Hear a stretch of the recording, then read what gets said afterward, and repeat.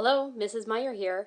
I'm taking a little bit of my time today on this digital snow day to talk to you about what digital days are looking like at Springfield High School. Mr. Kaki asked me to create a video of this because this is something we often use during digital days to convey information to our students, and also students are making videos as well. So to give you a little bit of taste of that and to get you some information about digital days, here we go. So the first digital day we had last week, we started with an announcement in my class. So Schoology allows us to do these updates that students often will get even right on their phones.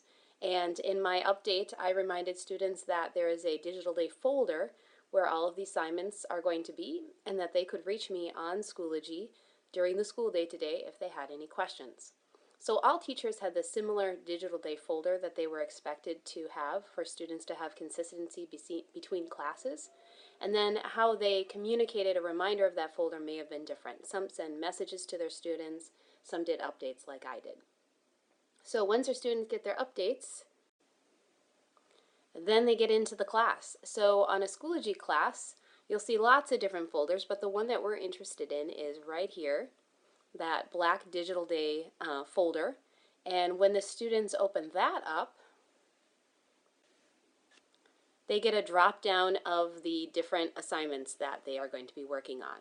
Now this screenshot was taken this weekend before Monday's snow day, so you can see that there is work for both the 2nd of February snow day and the 3rd of February snow day there. And so in the different types of work, there might be different types of assignments showing up on Schoology. So I'm just going to take you through a couple examples in my class of what students were doing.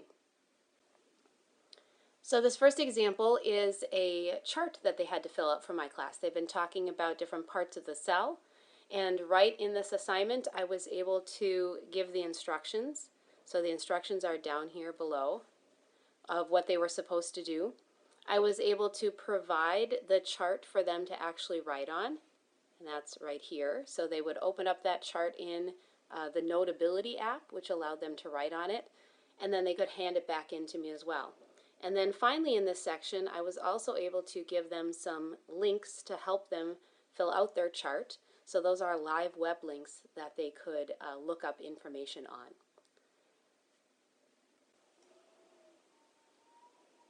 Here's an example of the chart that they filled out for me. So when they were in their Notability app, they were able to make the X's just like I did. They were able to write out the function and again hand it in to me digitally as well. On my end, I was able to see all the students who were handing in their work, whether it was on time or late, and then also, as I said, to answer any questions they had via the messaging app in Schoology. Here's an example of an assignment they worked on today. I had them download an app called Venn Diagram, and they were going to take the information from that chart that I just showed you on the different parts of the cell and create what's called a Venn diagram, comparing and contrasting them.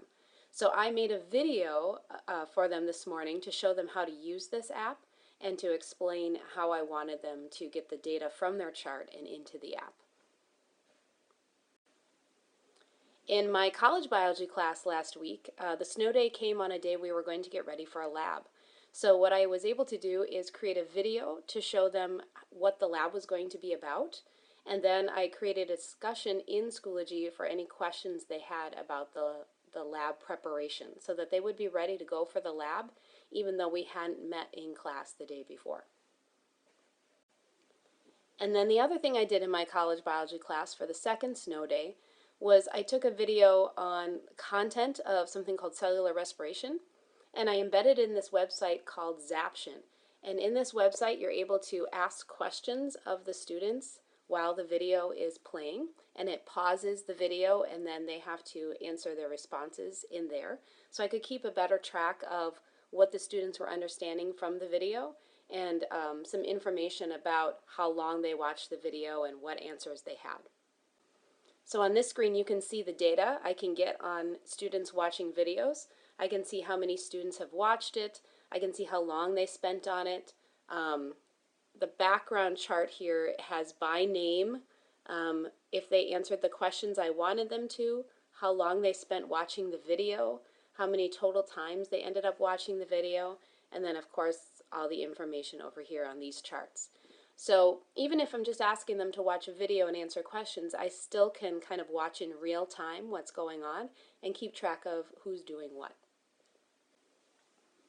Other classes during the digital days are doing a whole variety of things. There's a big long list here that you can skim through, but everything from reviewing for the ACT or reviewing math skills with IXL to keeping track of their daily fitness in an online log, reading an iBook, watching a movie trailer and answering questions, recording themselves speaking in Spanish, or making a video of themselves solving a problem. So you can see that there are lots of different activities depending on the content itself that students can complete digitally. Last week, Thursday, when we got back to class after our 2 digital days, I asked all my classes for feedback on the assignments. I had almost 90% completion on my digital day assignments. So I added up all the students I had and all the assignments I assigned over those 2 days, and it was approaching 90% completed by the time Thursday rolled around. So I was pretty happy with that completion rate. That went up again after we gave the students the 24-hour grace period. In case there are students that don't have access to Wi-Fi, there's an extra 24 hours after a digital day for them to complete their assignments. And so after that 24 hours was up, so that would have been Friday morning, I had close to 100% completion on all the digital day assignments. Students thought that all the assignments for the most part in their classes were within the expected time range of about 15 to 20 minutes. There were still some assignments that took longer, but our teachers, I feel, will continue to improve on that as we have more practice with digital days and how long it actually takes students to complete these types of assignments. The students also agreed in most cases that the work was important to the class. They didn't feel like they were just doing busy work, that a lot of teachers were able to post assignments that reflected directly what was going on in class currently so that they could keep the pace of the class going. Overall, personally, I feel like the digital days have been a really great experience for the students as well to learn about organizing their time while having a little bit of independence, and also getting a feel for what it means to work at home. Like many of our current day professionals often have to work digitally from home. I think it's becoming a reality of life right now, and it gives our students a great opportunity to look at what that might be like.